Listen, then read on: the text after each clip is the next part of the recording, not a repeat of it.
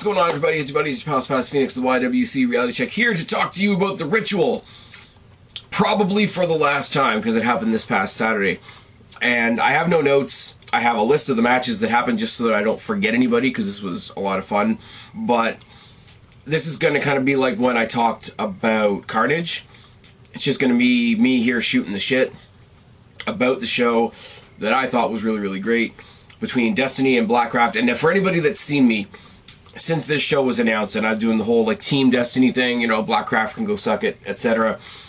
All that aside, I gotta say, for Destiny and BLACKCRAFT, the guys from BLACKCRAFT, the guys from Destiny, everybody busted their ass. This was a hell of a show. Glad to be there. Glad to be sitting front row. Lots and lots of fun. I really just love going to the Destiny shows, as you guys have said. You guys know me for a while now. I was mostly the WWE guy. I wasn't really much for the indie scene. I wasn't aware of the indie scene around me anyway. Destiny has that feeling that I'm sure all of you have in your, whatever your local wrestling affiliate is, of, on the one hand, it feels a little bit new every time, but on the other hand, it almost feels instantly familiar. I went there to see people that I knew, like Morrison, like Pete Dunne, who was the champion when I started going there. They got Austin Aries in there. Ellsworth was in there. I got to see Marty Scurll for the first time. That was pretty cool. But over the time there, I end up attaching myself to the people that are Destiny people, not names from familiar places. And I end up becoming a fan of some, and I'm rambling, as I warned, but I end up following guys like Channing Decker, who I'm going to talk about in a minute, people like Shotzi Blackheart, who I'm going to talk about in a second, our champion, Josh Alexander, who I'm going to talk about when we get to their particular matches.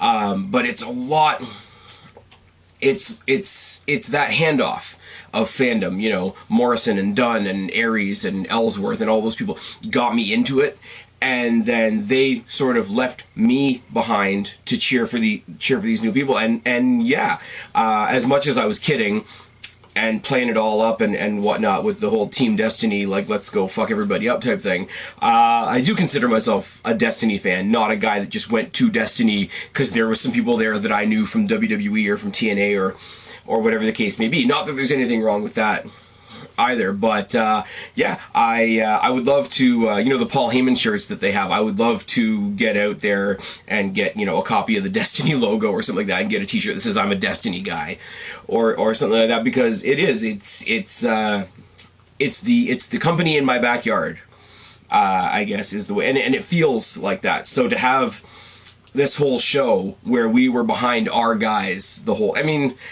there were people there else that I wanted to see, for sure. They just happened to be on the wrong side. The one thing that was really cool about this is I was doing all my annoying Team BLACKCRAFT versus Team Destiny. I'm Team Destiny, Team BLACKCRAFT can go fuck themselves. You know, bullshit on Twitter pretty much. And it ended up with me having a bit of a banter back and forth with Sara Knight, which was really fun. And then Twitter did what Twitter does. Twitter, you know, and I'm not going to make this a whole big political thing, but I was bantering back and forth with Sara Knight. Oh, you know, you're not coming anymore. Hey, you know, you're afraid we're gonna take your title. My girl Shotzi's gonna take your belt and turn it into the Destiny title and all that sort of thing. And we bantered back and forth. And a couple people actually stood up to me because they thought I was serious, and it was hilarious. And then myself and Sara Knight and a couple of other people like bantered off those people, so I'm bantering with them, and then we collectively bantered against the other people, and it was one of those some people don't get it type things. Really, really unfortunate that I didn't get a chance to see Sara Knight. Hopefully she can come back at a later date and I can get a chance to see her live, because I've never seen Sara Knight live. I still would have been cheering for Shotzi because, you know, Shotzi's our girl, but it is what it is.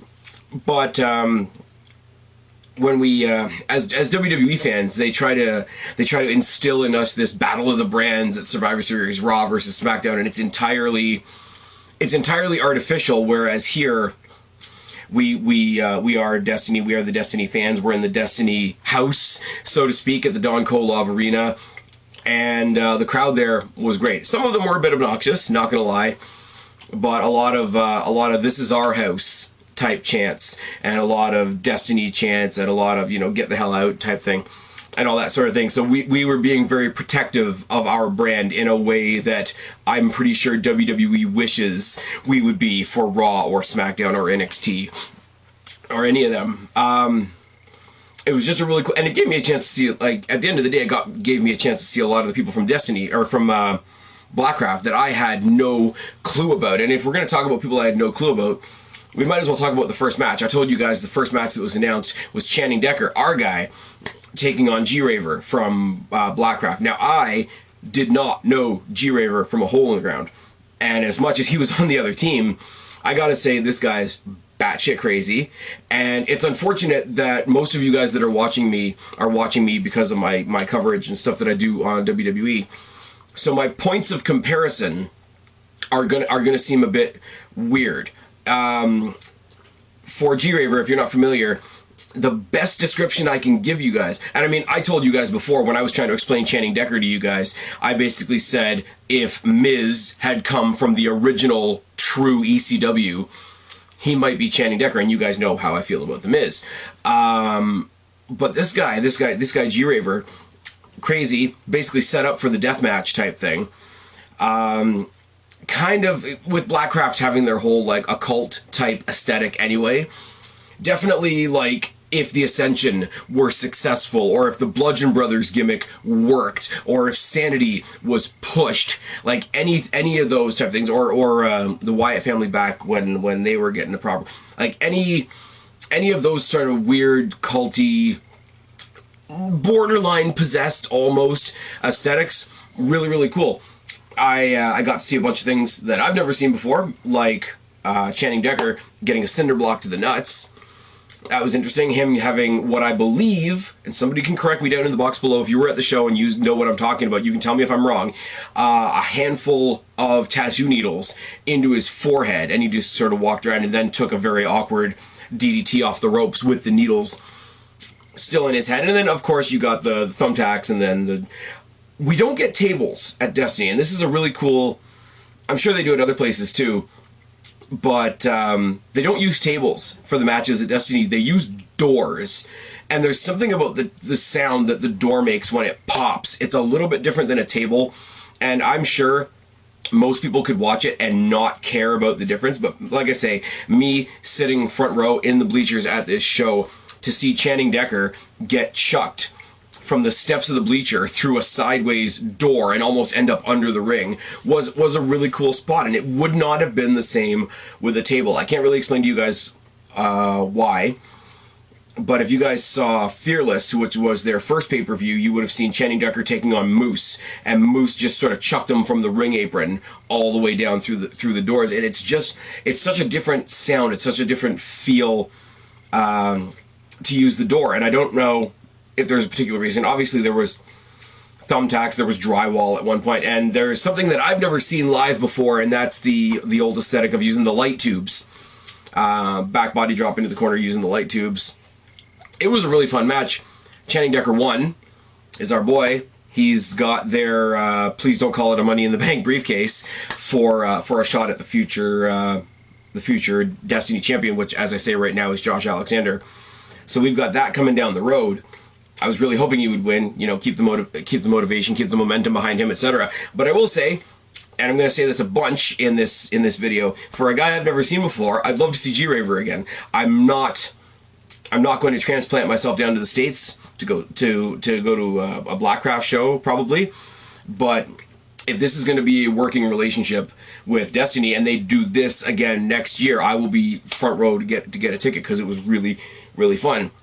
The next was a 3-on-3 match, and there's not much I can tell you about it, honestly, and I would love to say that everything was spectacular. There was nothing wrong with this match. It's just, of everything that happened in the show, it's not the match that stuck out, other than Falaba, who I've only seen once or twice, just steamrolling everybody, because he's got the size and the weight advantage and all that sort of thing.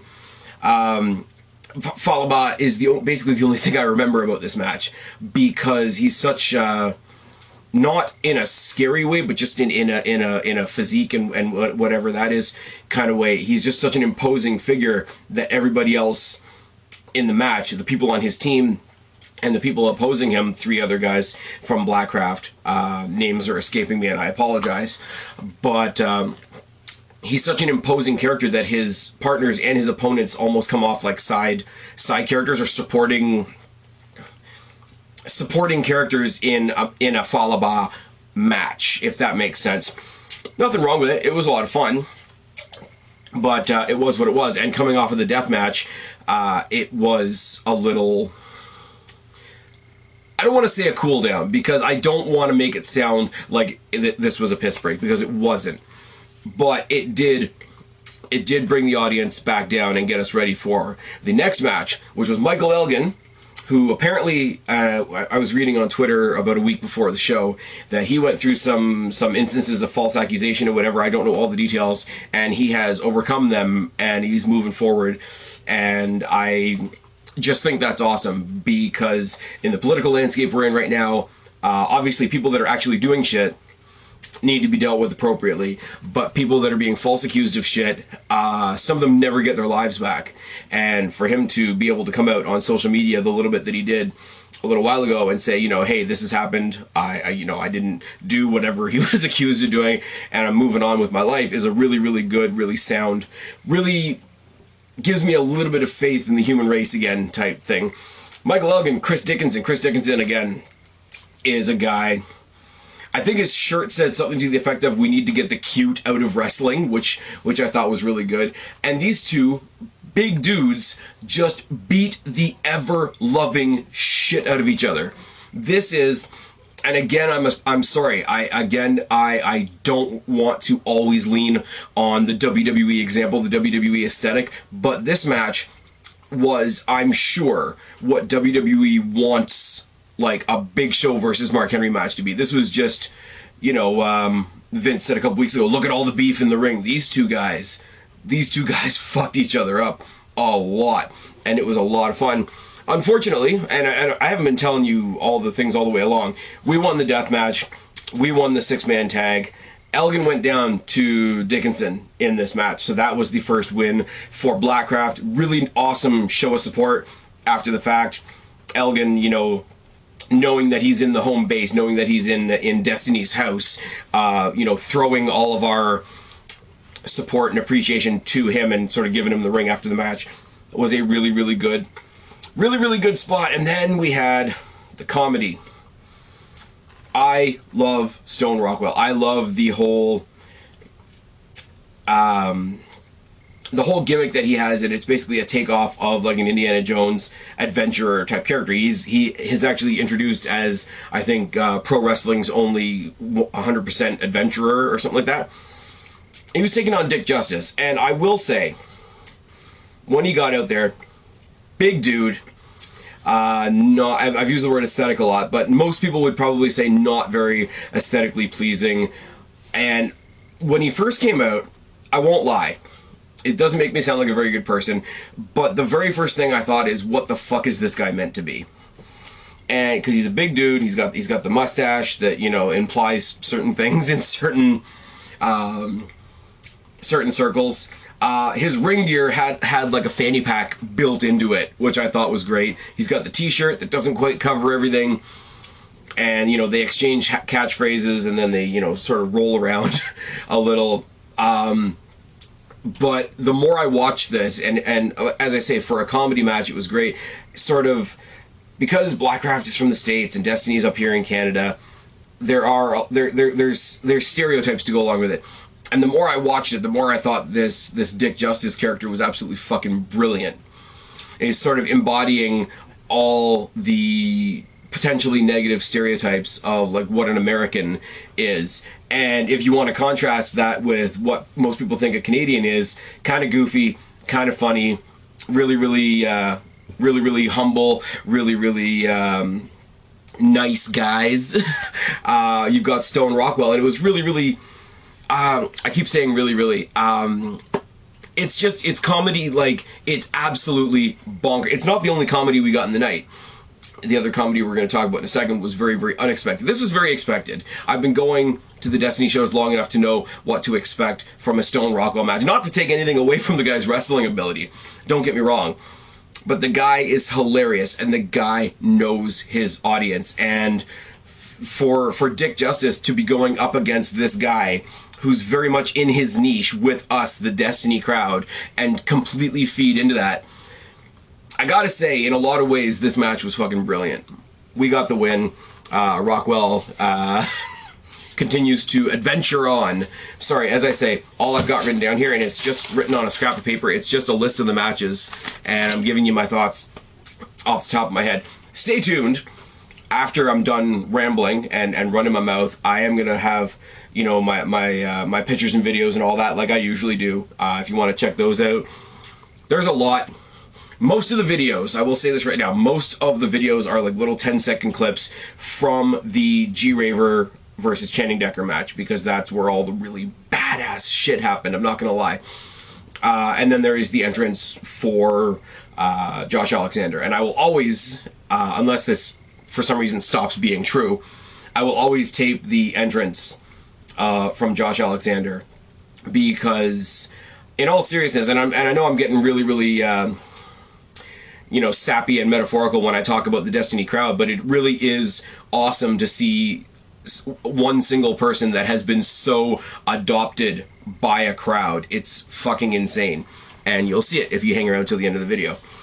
But moving on, we've got OVE versus Kobe Durst and Aiden Prince.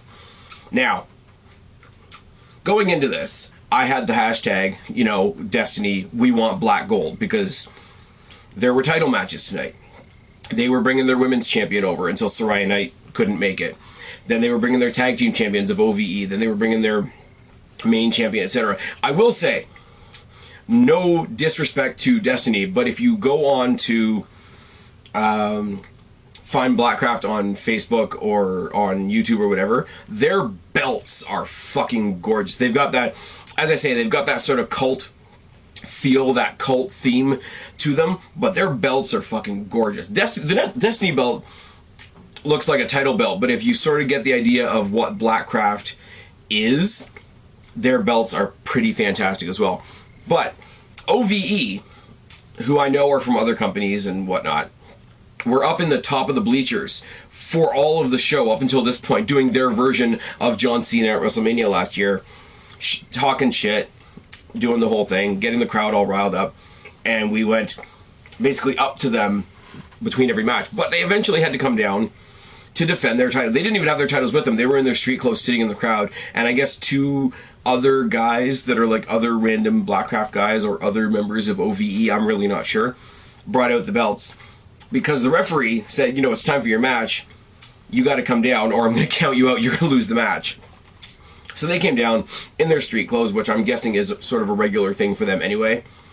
And eventually Aiden Prince and Kobe Durst came out, and these guys are fucking fantastic. I've seen them go against each other and be part of like multi-person matches, but as a team, they were pretty damn good.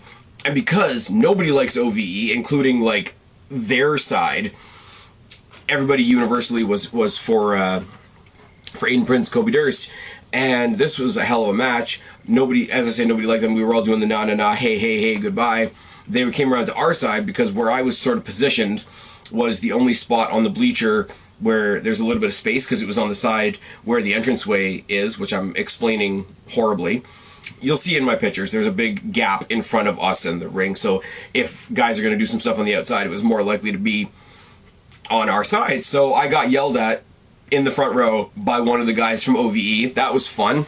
That was almost as good as what the hell's her name? Casey Spinelli cutting a promo on me during Carnage, or was it Carnage or was it Fearless? It was Carnage.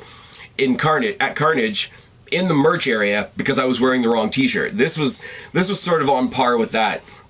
But that was fun. And then I got Durst and Prince basically decked out right in front of me. That was also kind of fun. This is the advantage of not being at a WWE show. There's no guardrails, there's no nothing. You and the wrestlers, and you're right there, and it's all good. And let me just say, Durst and Prince are your rightful new let's try that again. Rightful new BLACKCRAFT Tag Team Champions, because they beat OVE. But in the course of the match, OVE knocked over a ref. A second ref made the count, and the first referee corrected him and basically disqualified OVE, obviously, because they're not going to lose their titles to a guy in another company, and that's fine. It is what it is.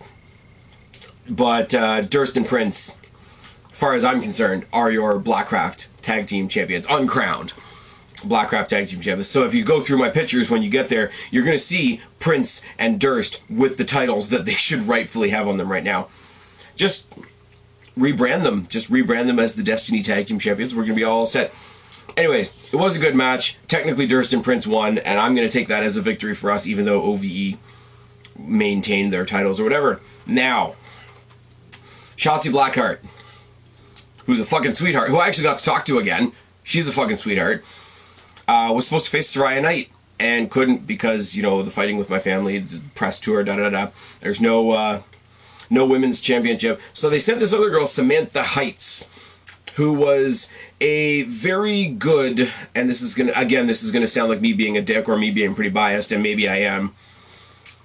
She was a very good other body in the ring, so that I could see more Shotzi Blackheart, because I think Shotzi Blackheart is an absolute badass. If you haven't ever seen Shotzi Blackheart, go on YouTube, find yourself some Shotzi Blackheart. She's a badass. She's, again, going back to the only points of reference that I really have, she's in line with that sort of Paige, Nikki Cross, Lita, rocker, alternative, everything. If you guys have been following me on this channel for a long time, everything that I love about a badass female pro wrestler, Shotzi Blackheart. And as I say, I've had the chance to talk to her once or twice. She's an absolute fucking sweetheart on top of all that. So you can't go wrong. Samantha Heights beat her, and that makes me sad.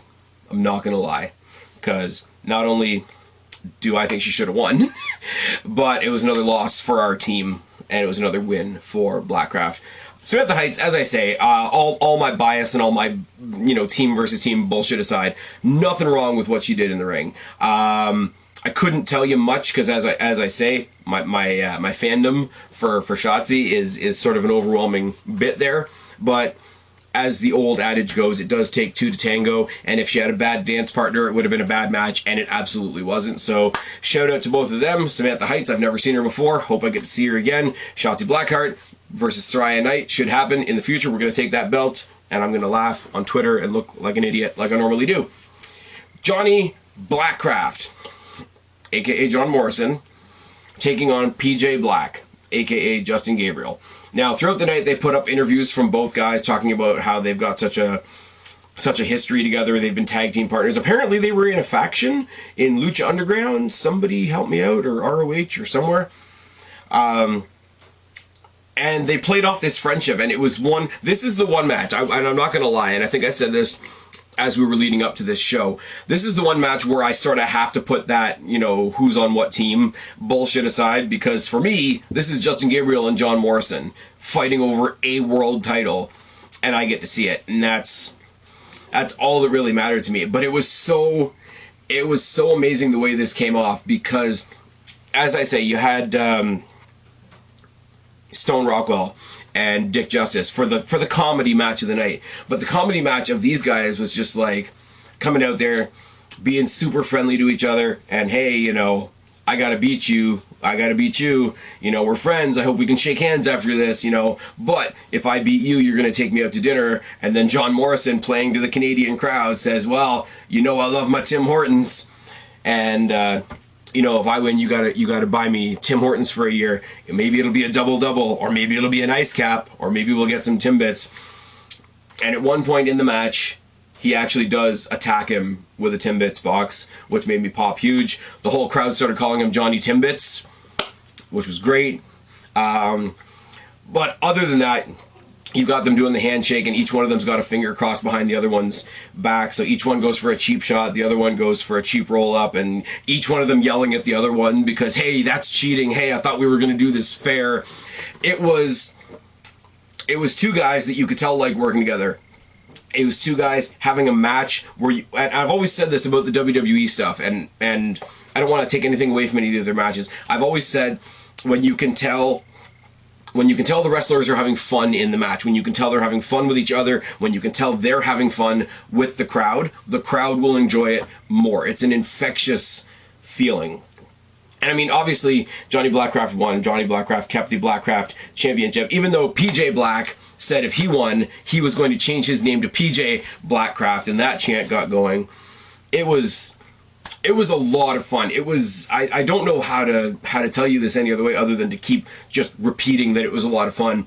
But if you only watch WWE, and I just tell you John Morrison and Justin Gabriel, and imagine how awesome that match would be for a main title. It was all of that. It was absolutely all of that, and hats off to both guys. And I said it on Twitter, and it's absolutely true. This was the instant classic that I think Destiny and BLACKCRAFT can both be really proud of. And if that match had been for the Destiny title, like if the two titles in the two different matches were switched and that was the main event, that would be a kick-ass main event. But what we did have in the main event was our guy Josh Alexander, who's fucking insanely over in Mississauga. The Don Kolov Arena is his fucking house. Taking on Simon Grimm, aka Simon Gotch. Now, Simon Gotch was a guy in the Vaudevillains, and obviously Simon Gotch has done his shoot promos about Enzo Amore, which are amazing. You know my boy Enzo, but that's another story for another day. He cut his mustache off, which was all the crowd focused on for like the first 5 minutes of the match. The where's your mustache, where's your mustache? And because he's representing BLACKCRAFT, he stuck his head through the ropes and he says, I sacrificed my mustache to Satan, which was great. And he's got this, I don't know whether it's just because he's working with BLACKCRAFT or because it's just his character overall, he's got sort of a demented look to him. And I'm obviously not saying that in an insulting way, but he's got this sort of something's not quite right element to him, and it really works to his advantage. Again, I say what I say about the Shotzi match, where Simon Grimm, on the one hand, it's, that guy used to be in the Vaudevillains, I wonder how he is now. But at the same time, he was very much another body in there so that I could watch a Josh Alexander match. And Josh Alexander, if you've never seen him before, it's another case of just go watch him. Just go watch him. And obviously he wins. Obviously he maintains our Destiny Undisputed World Championship, just the same as BLACKCRAFT kept his, and just the same as OVE sort of fucked us out of the tag titles. Everybody that came into this show with titles left with their titles, and that's fine and whatever. That was not the end of the night, though, at least not for us. I don't know whether this part was televised or not, but the commentary team, I should say the commentary team was on the opposite corner of the building to where I was sitting. Last time I was at the other end of the bleacher, and we were actually sat right next to commentary, which was a really cool thing because you were watching wrestling live and you were still hearing the commentary. I was at the other side this time around. You could still hear the commentary, but obviously not enough to hear everything that they were saying. But the commentary was Scott D'Amore and another gentleman from BLACKCRAFT whose name is escaping me at the moment. But after the match, Scott D'Amore, who obviously has his ties with Impact Wrestling or TNA or Fuck That LO Wrestling or whatever they're being called now, and he looked all pissed off and he looked really intense, and he called our champion, Josh Alexander, back to the ring, and he starts talking about how long he's known him when he was a scrawny kid, pudgy kid getting his ass kicked by so-and-so and so-and-so, and then you went away for a while and you came back and you've turned yourself into this. And basically he was there to announce that our champion, the walking weapon Josh Alexander, has just scored himself a 3-year contract with Impact Wrestling. That is fucking awesome. The guy deserves it. The guy has earned it. I will not sit here and pontificate and lie to you guys and say that I still watch Impact, because I don't. For a bunch of different reasons. It doesn't fit in my schedule. It's harder for me to get a handle on where to watch it and whatnot. And I fell off of Impact, and that just is what it is. If you want great coverage of what's going on in Impact, mind you, I will tell you to go check out my buddy Connor, aka OKFabe, on the Fight TV app, on the OKFabe show, and he does, along with Raw, SmackDown, and NXT, he does cover Impact as well. So he was one of the first people I told after this news was out there. But for Josh Alexander, who is one of my favorite guys currently at Destiny, who's still currently our champion, to end the night with the announcement of his 3-year contract with Impact was fucking amazing. This show, as I said at the beginning, was a lot of fun. This show was a cool collaboration between two awesome collections of talent. Destiny, BLACKCRAFT have a lot to be proud of tonight. I'm going to snap my fingers in just a second. You can see some of the highlights for yourself. But I seriously, guys, if you want something a little different, very different, I should say, from what we're currently getting in WWE, if you're sick of it, if you want something a little different, you want to hear what I've been rambling about for the past little while, I'm going to put the link down in the box below to the FightTV.com replay of this show. If you want to check it out, I think it's like $14 up here anyway. I don't know what that translates to in the States or anywhere else around the world. If you do decide to check this show out, I would really love to know what you guys think of it. I said these were going to be a couple quick thoughts, and I've now been talking for 30 minutes, so that was a lie. I'm going to stop talking. I'm going to snap my fingers. You're going to see some highlights, and I'm going to talk to you guys later. Bye.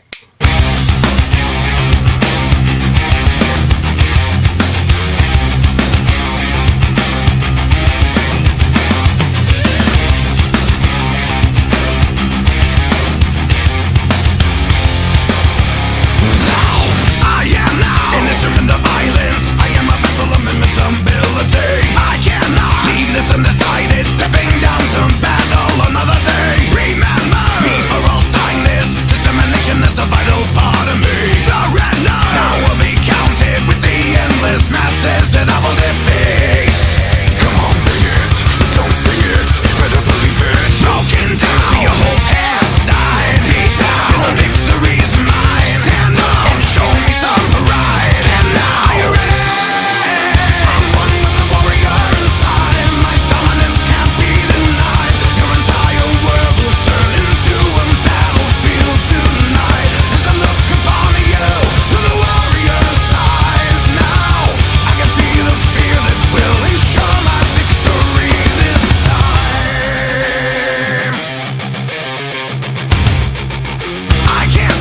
The compromises will never doubt the body lying at my feet. Same old formidable reminder, they will speak my name for eternity. I have no need of any guidance. I am a weapon powerful beyond belief. Seen through the warrior's eyes, I never need to question how to defeat you. Come on, bring it. Don't see it. Better believe it. Broken down till your whole past died. Beat down till the victory's mine. Stand up and show me some pride.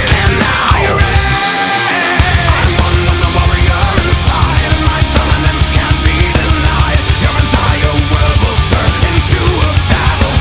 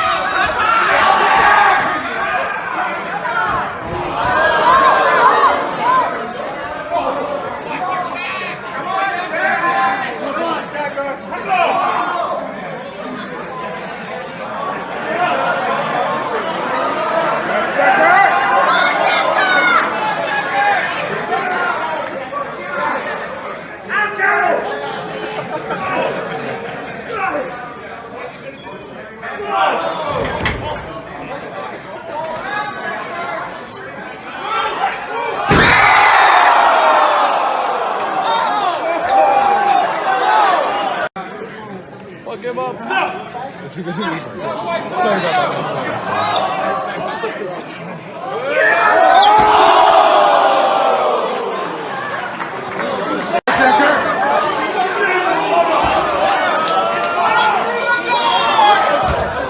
What the red eye guy do?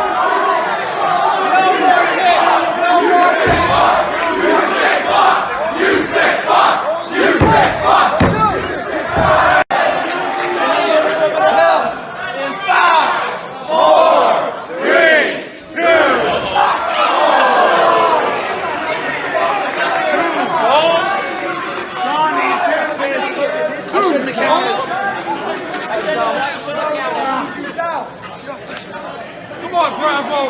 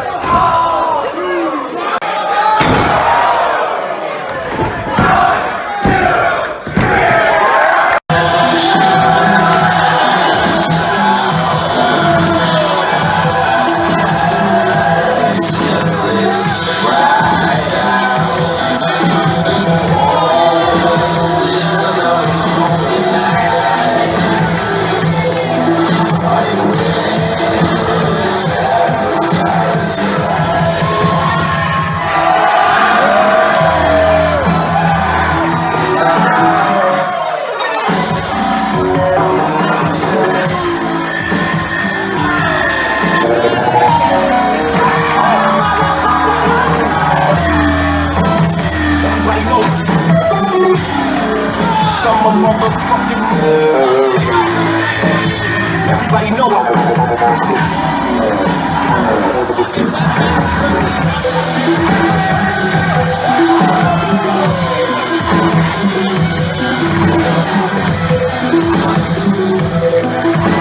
look you square in the eyes and say, God damn it, you're not the best unsigned talent out there in the world.